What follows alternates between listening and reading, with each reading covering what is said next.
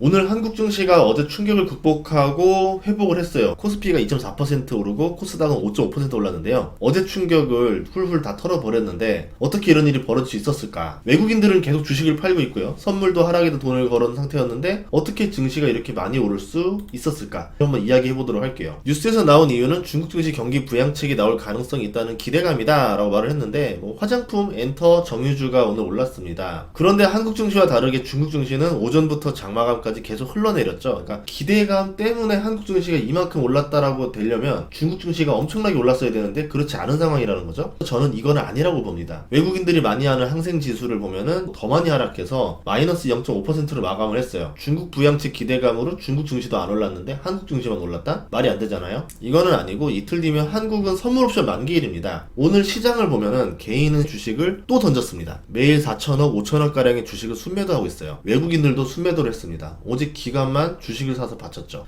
기관이 순매수를 한 가장 큰 이유는 개인과 외국인이 팔기 때문인데요. 누군가가 팔면 누군가는 사야 돼요. 기관은 1조 넘게 순매수를 했고 외국인은 순매도를 했습니다. 만약 기관이 안 샀다면 증시는 더 하락했을 건데요. 기관들은 왜 샀을까요? 국가에서 시킨 게 아니라면 파생해서 손실을 줄이기 위함이라고 봅니다. 기관은 현재 돈이 별로 없어요. 그런데 1조의 폭풍 매수를 한다는 거는 쥐어짰다는 얘기거든요. 대체 그 돈이 어디서 났을까? 개인적으로는 기관이 한국 증시가 저평가를 판단하고 돈이 들어간 거길 바랬었는데 하지만 연기금이 9천억을 순매수했다는 뉴스가 있었습니다. 누군가는 한국 증시를 받쳐야 됐고 연기금에 돈을 썼다 이렇게 볼 수 있죠. 선물에서 보면은 바람의 변화가 느껴지는데요. 기관이 순매도를 했습니다. 3개월간 포지션을 보면은 개인과 기관은 하방에다 베팅을 했고 외인은 근래 하루에 수천 계약씩 순매수를 하면서 선물에서 포지션을 순매수로 바꿨는데요. 선물을 매수하면은 프로그램 매수를 유도하게 됩니다. 그럼 주식 매수세가 달려들죠. 주가는 받쳐주는데 이때 주식을 비싸게 팔고 나올 수가 있어요. 또 하나는 외국인이 완전히 하방에다 베팅을 한 게 아닐 수도 있다는 거죠. 이번 선물 만기 때 1450에서 2550 사이 최적의 수익이 날 수 있도록 베팅한 것이 아닌가 이렇게 볼 수도 있습니다. 단순하게 선물을 매도하고 현물을 사고 이런 포지션뿐만 하는 게 아니라 옵션도 걸어요. 옵션도 콜옵션, 풋옵션이 있고 매수도 있고 매도가 있습니다. 양매도 전략을 쓴다던가 양매수 전략을 쓴다던가 이런 식으로 파생을 결합하게 되면은 본인들이 최적의 수익이 나는 그 지수대가 있어요. 그럼 너무 떨어지지 않도록 받쳐주기 위해서 조절하는 걸 수도 있다. 목요일 만기가 지나고 나면은 그렇게 받쳐줄 필요가 없겠죠. 본격적으로 외국인들이 매수를 할 건지 매도를 할 건지 포지션을 우리가 제대로 알 수가 있을 겁니다. 거기다가 이번 선물 만기는 미국 대통령 선거까지 있었기 때문에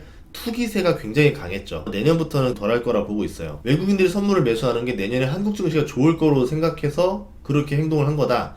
그러면 우리는 이제는 한국 주식을 사서 모아야 될 때죠. 일반적으로 한국 증시는 1월이 대부분 상승을 했었거든요. 그래서 외국인이 저는 개인적으로 돌아왔으면 좋겠습니다. 또 하나의 상승 원인은 금투세 폐지가 확정된 걸 수도 있습니다. 오늘 금감원장과 글로벌 IB 간의 간담회도 있었는데요. 한국 증시의 정치 영향력을 최소화할 테니까 한국 주식에 투자해달라 이런 부탁도 했었고요. 우리나라 증시를 살리기 위해서 많은 노력들이 들어가기 때문에 외국인들이 불확실성에서 확실성으로 보고 투자가 들어오는 거 아닌가 이렇게 생각해 볼 수도 있겠죠. 그런 이유들 때문에 어제 미국 증시가 하락했는데도 불구하고 다른 나라들은 안 올랐는데 한국 증시만 크게 오른 이유가 이런 것은 아닐까. 여기에 주주들을 위한 몇 가지 소식들이 더해지면 예를 들어서 밸류업이라던가 이런 것들이 더해지겠죠. 그렇게 되면은 한국 증시가 본격적으로 제값 찾기를 할 수 있지 않을까 이렇게 기대를 해봅니다. 물론 지금 상황이 좋은 게 아니에요. 환율이 1430원인데 실제로 환전하면 더 많은 돈을 줘야 됩니다. 그만큼 상황이 좋지 않다는 거고 하는 총재조차도 당분간 환율이 예전으로 돌아가긴 어려울 거다 이렇게 말을 합니다. 국내 물가가 올라가고 자재비가 올라가겠죠. 근데 지금 내수가 안 좋으니까 경기는 위축되어 있어요. 가격을 제대로 올릴 수가 없습니다. 내년에 중소기업이라든가 자영업자들의 적자가 지속될 가능성이 있다고 봐야 되겠죠. 안 좋은 소식이 또 있습니다. 미국의 반도체 제재 때문에 중국도 반격을 시작했어요. 엔비디아를 반독점 조사하겠다고 말하면서 중국이 발톱을 드러냈는데 엔비디아 칩이 없어도 된다는 말인가? 이렇게 생각해 볼 수도 있죠. 중국이 엔비디아랑 동급의 반도체를 만들어내지 못할 거라 보지만 애초에 수출 규제로 인해서 고성능 칩은 들어오지도 못했고 저성능 칩 정도는 어떻게 흉내를 낼 수 있는 거 아닌가. 그런 뜻이라면 이게 장기화가 될 가능성이 있습니다. 미국이 중국에 수출하는 반도체 비중이 적지가 않은데 그 비중이 점차 감소할 가능성이 있다는 거죠. 그러면은 빅테크 중심으로 AI 중심으로 미국 증시가 많이 올랐었는데 이게 더 이상 올라가기에는 힘들어하지 않을까. 그리고 이게 격화되기 시작하면은 중국이 쓸 수 있는 무기들이 많은데 예를 들어서 반도체 만들게 히토리 안 줘 이런 식으로 할 수도 있어요. 미국한테 보복을 쓸 수 있는 카드들도 존재는 합니다. 문제는 한국이 그 사이에서 데미지를 다 먹는다는 거죠. 거죠. 오늘 반도체 특별법이 좌초됐습니다. 중국은 미국과 AI 전쟁을 위해서 엄청난 돈을 쏟아붓고 있는데 한국은 멀쩡한 반도체 기업들이 지원도 없이 그냥 혼자서 싸워야 되는 상황이에요. 다른 나라들은 국가라는 백을 가지고 싸우는데 우리나라는 기업이 알아서 혼자 싸워. 이렇게 하고 있는 거죠. 지금 AI 전쟁, 반도체 전쟁인 상황에서 불리한 상황이 아닌가. 다른 종목들은 오늘 많은 상승들을 했는데 이런 이유로 삼성전자 많이 못 올랐습니다. 외국인들은 쉬지 않고 계속 팔고 있는 중이고요. 그리고 미국 증시가 더 이상 오르지 않고 조정을 겪기 시작한다면 한국 증시도 같이 조정을 받을 수 있겠죠. 물론 업종 내에서는 오르는 애들이 나올 수도 있지만 지수가 같이 올라가려면 아무래도 반도체 같은 무거운 같이 올라가야 되는데 끌고 올라가지 못할 가능성도 있다고 봅니다. 그리고 내일 CPI 발표가 있는데 이게 증시에서 어느 정도 영향을 줄 수가 있어요. 왜냐하면 생각보다 물가가 안 떨어지고 있습니다. 이번 CPI에서 물가가 떨어진다는 걸 보여줘야 좀 안심할 수 있는데 그렇지 않고 오히려 올라가게 되면은 트럼프로 인해서 스태그플레이션이 더 나오는 거 아니냐 이런 이야기들이 나올 수도 있어요. 특히 식품, 에너지, 주택 비용을 제외한 걸 슈퍼코어 인플레이션이라고 하는데요. 이거 3개월 연간 변화율을 보면은 4.25% 수준으로 올라왔습니다. 꽤 높은 수준이죠.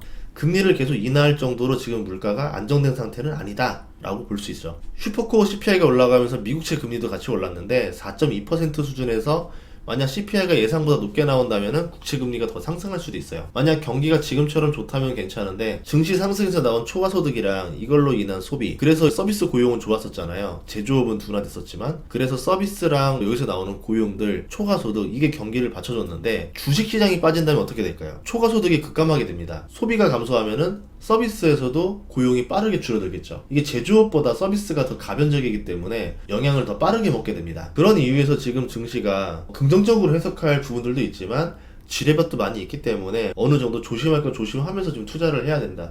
특히 한국 증시랑 미국 증시 분위기가 완전히 달라요. 그래서 더 헷갈려요. 미국 증시가 나쁘니까 한국 증시가 나쁠 거야 이렇게 생각하지 말고 미국 증시는 증시대로 지금 섹터 안에서 어떤 흐름이 있고 미국 증시는 지금 AI랑 반도체가 좋았기 때문에 지수가 끌어올라간 상태고 한국 증시는 반도체가 안 좋은 대신에 다른 업종들이 다시 상승할 여력들을 보여줄 수도 있고 각자 다른 전략으로 써야 될 것 같아요. 미국은 미국에 맞게 투자법, 한국은 한국에 맞는 투자법 이렇게 전략을 써야지 우리가 돈을 벌 수 있습니다. 그렇지 않고서 단순하게 한국이나 미국이 똑같이 대충 그냥 미국 팔 때 한국도 팔고 한국 사야 때 미국도 사야지 이거는 과거에 맞을 수도 있지만 이번 타이밍에는 안 맞을 수도 있기 때문에 단순하게 생각하지 말았으면 좋겠습니다. 다음 시간에도 좋은 정보로 찾아뵙겠습니다. 구독과 좋아요 알림 설정 부탁드릴게요. 고맙습니다.